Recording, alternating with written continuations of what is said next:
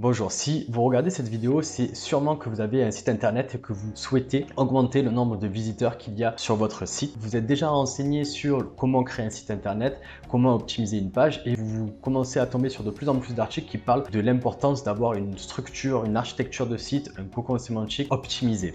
Le problème, c'est que tous ces termes vous font un peu peur et ça vous paraît un peu trop gros pour que vous puissiez être capable de le mettre vous-même en application. L'objectif de cette vidéo, c'est de vous donner différents niveaux, différents paliers pour vous aider à mieux structurer votre site internet. Donc à la fin de cette vidéo, vous aurez 5 niveaux d'optimisation d'une structure de site internet allant du petit site qui ne nécessite pas forcément de mettre en place des centaines et des centaines de pages au site un peu plus gros avec l'optimisation du maillage, voir comment il faut faire, etc. Je vous propose de commencer par le niveau 1. Ce niveau 1 s'adresse surtout pour les personnes qui ont un site vitrine et qui cherchent vraiment à optimiser leur site sur leurs compétences, sur les prestations qu'ils proposent. Et généralement, ça va être plutôt ciblé pour les personnes qui ont un site vitrine. Par exemple, vous êtes consultant, vous êtes indépendant, vous proposez certaines prestations, des ostéopathes, etc.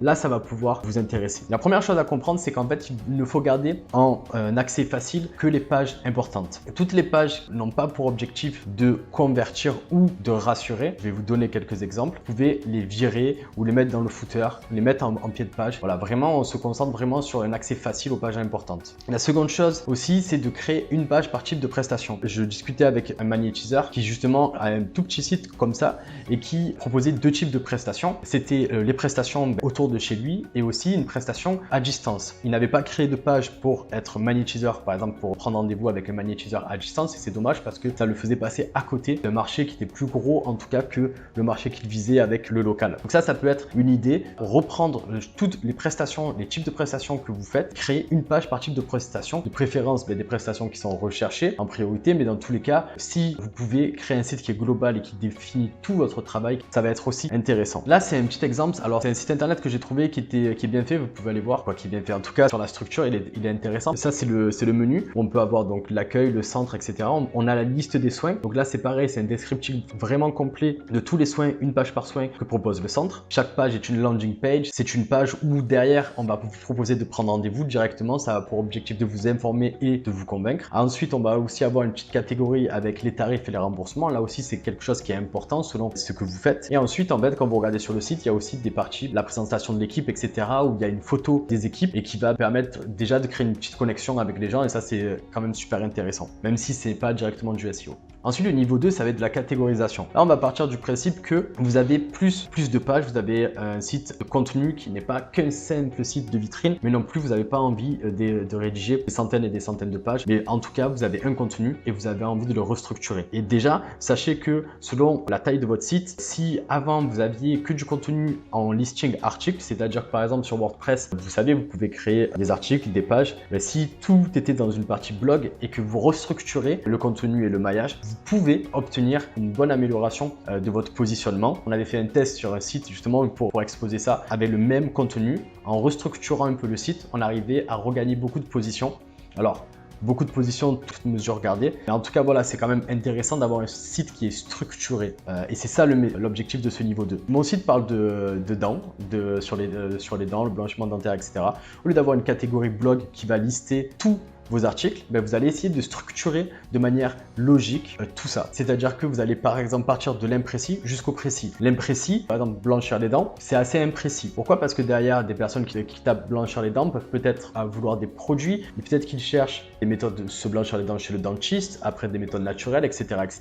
Donc voilà, on parle vraiment de l'imprécis jusqu'au précis. Et c'est comme ça qu'on va structurer notre site. Voilà, donc là c'est un exemple. Alors je sais pas si vous voyez ma souris, normalement oui. Ici, on a tout ça, ce sont les catégories principales qui pointent vers la page principale qui est blanchir les dents. Et en dessous, en fait, on rentre dans le détail. Donc, on est parti de blanchir les dents. OK. Plus en détail, qu'est-ce que c'est le blanchiment des dents? On peut le faire chez soi, chez le dentiste. Il y a des méthodes. Il y a des méthodes à aliments naturels. Il y a les barres à sourire. Et après, on rentre encore dans le détail. Chez soi, alors, il y a les patchs, des gouttières, des stylos, des dentifrices, etc., etc. Alors après, on pourrait aller encore plus en profondeur. Mais là, déjà, en respectant cette structure, on va déjà avoir quelque chose qui est beaucoup plus attrayant pour le moteur de recherche. Et selon comment vous créez vos pages, ça peut être aussi beaucoup plus pratique en termes d'accessibilité à l'information. Alors, une personne m'avait demandé qu'est-ce que c'était pour moi une catégorie. Moi, sachant que je bosse la majorité du temps sur WordPress, quand je dis catégorie, ça ne veut pas dire catégorie dans WordPress, c'est une page qui va me servir, qui va me servir de catégorie sur lequel il va avoir les liens vers les pages plus profondes. Ensuite, le niveau 3, c'est le glissement sémantique. L'objectif, en fait, ici, c'est de viser un peu le fait de devenir une autorité. On n'est plus en train de se dire, ok, moi, je vais me positionner sur les mots-clés les plus recherchés, mais on va vraiment chercher une exhaustivité, c'est-à-dire essayer d'apporter le maximum de valeur et d'informations à la personne qui se renseigne sur le sujet que l'on traite. À ce moment-là, l'avantage, c'est qu'on va oublier la recherche de mots-clés, se plonger à fond dans la thématique. Donc, si c'est votre sujet, ça va être encore plus facile et vous demandez, ok, si je dois parler, par exemple, de blanchiment des dents,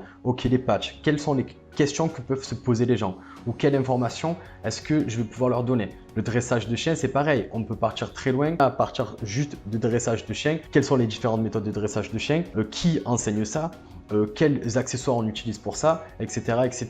Ok, là on va vraiment faire une sorte de brainstorming et on va essayer d'avoir le maximum d'idées dans cette thématique et ensuite ces idées, on va les redispatcher sur notre site de manière logique afin d'avoir quelque chose, un ensemble qui est cohérent. Pour reprendre, mais je l'ai dit, mais je vais le redire, aller au-delà de la recherche de mots-clés, c'est-à-dire qu'on va quand même toujours faire notre recherche de mots-clés au préalable. Pourquoi? Parce que c'est important de viser des mots-clés qui sont vraiment recherchés, mais dans l'ensemble, on va aussi se poser la question, quelle est la valeur que je peux apporter à la personne qui visite mon site pour être le plus exhaustif possible. Ensuite, se mettre à la place de l'utilisateur, donc là, c'est l'apport de valeur. Et ensuite, on va pouvoir définir tous les sujets possibles liés à la thématique. Si on reprend l'exemple ici, par rapport au blanchiment des dents, ça serait peut-être que 10% de la valeur qu'on peut apporter si on récupère toutes les informations, toutes les questions que les gens se posent, etc. Maintenant, pour le niveau 4, on va un peu humaniser tout ça. Ça y est, là maintenant, on a tous nos mots-clés que l'on veut viser. Puis, en plus de ça, on les a bien structurés de manière logique. Puis, on s'est posé la question de quelles sont les informations que pourrait se poser la personne afin d'être le plus complet, le plus exhaustif possible sur la thématique. Maintenant, on va humaniser, c'est-à-dire quels sont les types de personnes, les types de clients auxquels vous avez affaire. Pour vous essayer d'être le plus généraliste et le plus parlant possible, on peut catégoriser par exemple les personnes qui viennent sur votre site, des hommes ou des femmes par exemple, ou particuliers ou professionnels. Donc vous voyez, tous ces types de catégories, peut-être que c'est selon l'âge, peut-être que c'est selon la ville, etc. Et vous allez vous demander en fait quels sont les types de personnes qui viennent. Peut-être que vous avez déjà des clients et vous avez remarqué qu'il y a certains clients qui ont des points communs en termes d'âge ou de façon de travailler, etc. etc. Ce sont tous des chefs d'entreprise qui vivent dans le nord de la France, j'en sais rien, j'ai n'importe quoi. Mais vous voyez un peu l'idée. Et à partir de ça, vous allez vous demander, ok, quels ont été les besoins, quels sont les besoins de ce client.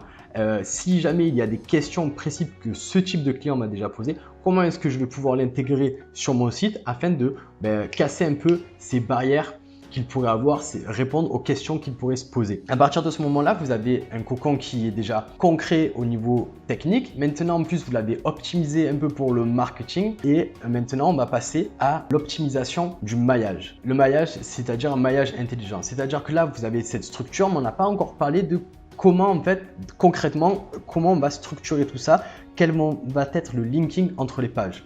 Ici, pour rester le plus simple possible, donc c'est une image créée par Laurent Borelli, c'est l'inventeur du cocon sémantique. Je vais simplement vous expliquer rapidement la structure en termes de liens pour que vous puissiez le mettre en application rapidement sur votre site internet. Si je dois faire le parallèle en fait entre l'exemple que je vous ai donné tout à l'heure et ça, on va dire qu'ici ça va être ma catégorie par exemple blanchiment des dents. Ici je vais avoir ma sous-page qui s'appelle blanchir les dents chez le dentiste.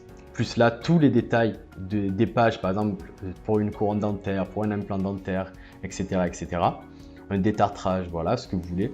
Parce que, bon, le détartrage, c'est un peu plus proche pour le blanchiment des dents.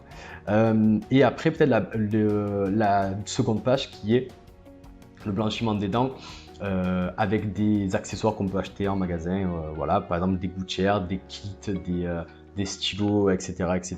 Après, je pense que les explications, ça peut être un peu inutile, on va dire, parce qu'en fait, vous allez prendre ça, vous allez faire un arrêt sur image, vous allez simplement recopier les liens qui sont faits. Voilà, tout est lié en fait à chaque fois dans chaque catégorie, ce que Laurent Borelli appelle des cocons. Ok, voilà. Donc là, à partir de ce moment-là, vous avez déjà amélioré votre structure.